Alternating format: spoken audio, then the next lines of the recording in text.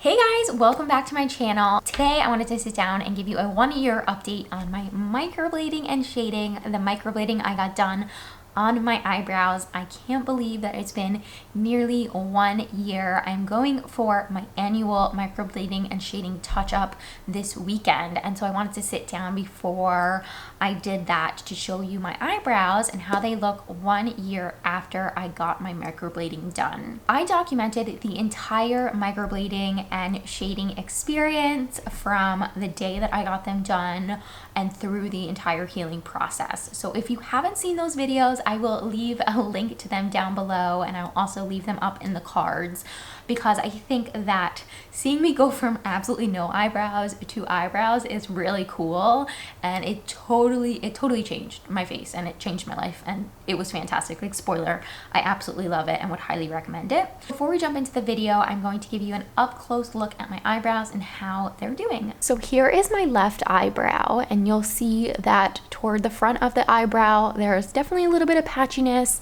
unevenness, a little bit of loss of pigment. Here's where we're seeing a little bit of that unevenness. There's a little bit here toward the arch, but I think the tail ended up holding up really well, which is great. So that's what that left eyebrow looks like up close and personal. And then my right eyebrow has a little more wear and tear. For some reason, I don't know why, my right eyebrow looks a little worse for wear than my left, but still not terrible. So you'll see on my right eyebrow still a lot of patchiness, unevenness, loss of pigment in the front mostly. There's more of that loss of pigment on my right eyebrow than my left, like I mentioned. And then here toward the arch, again, a bit more sparseness. And the tail on this side, again, has held up pretty well in comparison. But that's my right eyebrow, and that's them together. Again, you'll see that loss of pigment a bit more toward the front of the eyebrow and the arch than you will at the tail. A little bit of patchiness and discoloration. Before we deep dive into my eyebrows, I wanted to mention, in case you haven't seen my other videos, I had microblading and shading done. Shading is the technique used to almost like diffuse the microblading, diffuse the eyebrow, make it look a little more voluminous, a little more full, a little bit more natural, whereas microblading is done to give you those strokes and those hair-like marks. So the microblading tool, I believe, the one she used on me had 3 blades, and so every time she used it, there would be 3 little hairs drawn into my skin. And the shading was done with an electronic tool, and like, please forgive my like ignorance while describing this, but the shading tool was electronic and sort of used to shade in, hence shading, shade in the skin in between the hair-like strokes and just make the whole eyebrow look a little more voluminous and a little more full.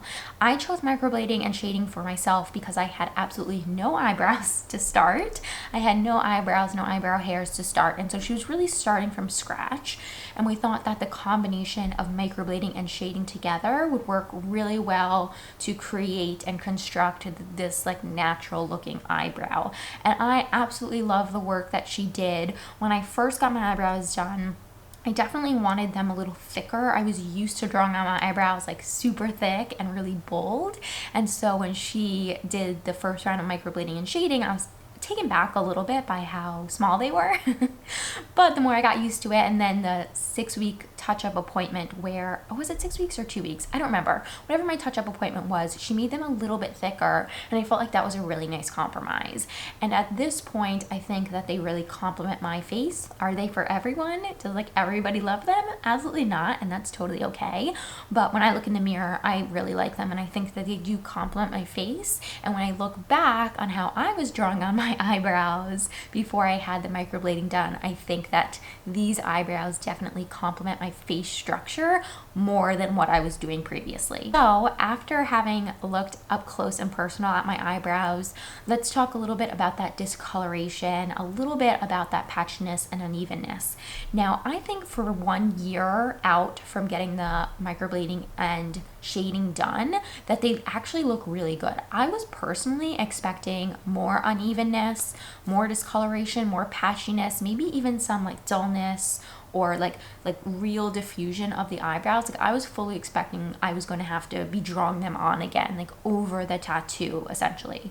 And I was super pleased to come into this like 1 year landslide not having to do that. I feel like, and again, this is like totally my opinion and my preference, but I feel like I can still go out without shading them in and not look silly. You know what I mean? That I can still go out without having to like put in a little bit of brow pencil and feel confident. But it was around this 5 to 6 month mark where I did start noticing a little bit of that loss of pigment and that loss of color and that patchiness. And that's when I started going in with my Anastasia Beverly Hills brow definer. And I found that tool to be the perfect complement to my microblading and shading. I find that the formula of the brow definer works really well with the microblading and shading, and everything just really complements each other. So I think that was around the 6 month mark where I started having to do that, but again, really minimal stuff there in terms of maintenance of my eyebrows and like cosmetic maintenance. Something that I think really helped keep the crispness of my lines and the depth of color with the shading was wearing SPF this past year. So when I got my microblading and shading done, the artist told me to wear SPF every day, and I totally listened, not just for my eyebrows but like skin in general. Like you need to wear SPF. Started wearing SPF every single day, and then we went on a Disney cruise in May and a beach vacation in August, and both of those times, like knowing that I was going to be near the equator, knowing I was going to be on the beach during the summer, like hot summer season, I knew that I was going to have to up my sunscreen game to like really protect my brows. And so I would wear hats, I would put like, you know, zinc oxide, that like the crazy white sunscreen on my eyebrows. I looked a little bit silly, but I think that that really helped. And I think that really helped keep the shape of the brows. And I think for the most part, the strokes still look really crisp and really clean.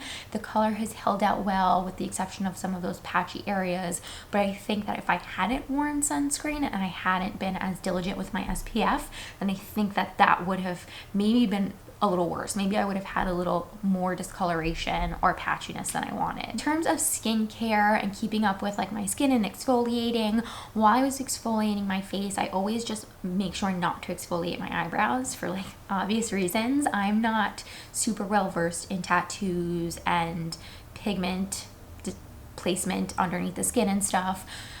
But I do know that like exfoliation will gradually take away layers and layers of skin, and I just didn't want to take the chance with my brows. So anytime I exfoliated my face over this past year, I would just make sure to avoid my eye area, and I would clean my face with cleanser, like regular cleanser, and I would be able to go over my eyebrows. That wouldn't be a problem. With taking off some of like the brow definer pigment, I would use gentle micellar water to take off that, and that was never an issue. In terms of like creams and stuff, I use the IT Cosmetics Secret Sauce Moisturizer day and night, and SPF. Right now I'm using the Super Goop SPF, and both of those things have complemented my microblading and shading really well. Looking forward to this next year. I'm getting microblading and shading done again by the same artist on Saturday. I'm really excited, although I will be so honest with you, I'm a little bit nervous about the pain. It was a very painful procedure last time I got it done for both the initial appointment and the touch-up, and I'm like still not over that and still like not ready for it. But no pain, no gain, and I'm really looking forward to getting them touched up and having them be like more vibrant and a little sharper. I am not going to change the shape of them. I might ask her to make them a little bit bigger, like a tiny bit, because I did notice, and this is like a little bit weird, and I don't know if it's just in my head or not, but I feel like they have shrunk a little bit. And like when I think about skin and like skin turnover, it sort of makes sense to me. And I don't know, I guess I make it make sense in my head, but I do feel like both of my eyebrows have gotten a little smaller, especially when I look at pictures of when I got my eyebrows just done.